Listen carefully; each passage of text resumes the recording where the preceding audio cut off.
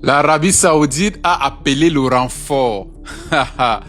Mesdames et messieurs, selon France 24, l'Arabie Saoudite, le Pakistan et la Turquie ont signé un accord de défense mutuelle. C'est-à-dire que si l'Arabie Saoudite se voit encore être pilonnée ou attaquée, le Pakistan, la Turquie devront intervenir selon l'accord de défense mutuelle signé par l'Arabie Saoudite, le Pakistan et la Turquie.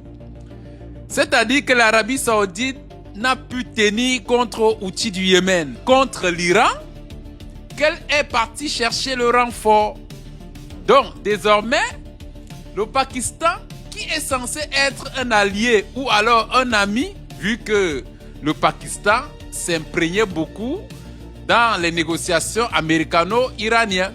Donc, l'Arabie Saoudite est donc partie demander au Pakistan un accord de défense mutuelle et à la Turquie. Question de tenir l'Iran éloigné de l'Arabie Saoudite ou alors de mettre un terme aux frappes iraniennes sur le royaume.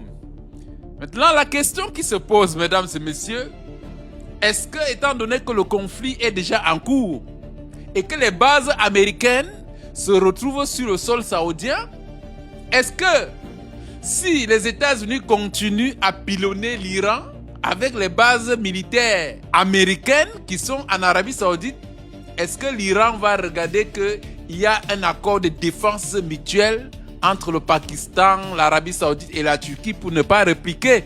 Question.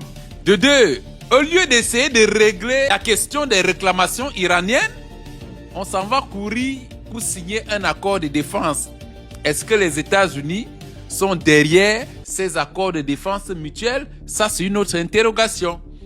Dans tous les cas, au lieu d'arranger la situation, l'Arabie Saoudite cherche plutôt à compliquer et à inclure d'autres acteurs dans le conflit qui est déjà délicat. Ce qui est clair, les Houthis sont déjà à la baguette. L'Iran est déjà à la baguette. Peut-être ces accords de défense auront effet lorsque les différends entre les belligérants auraient cessé.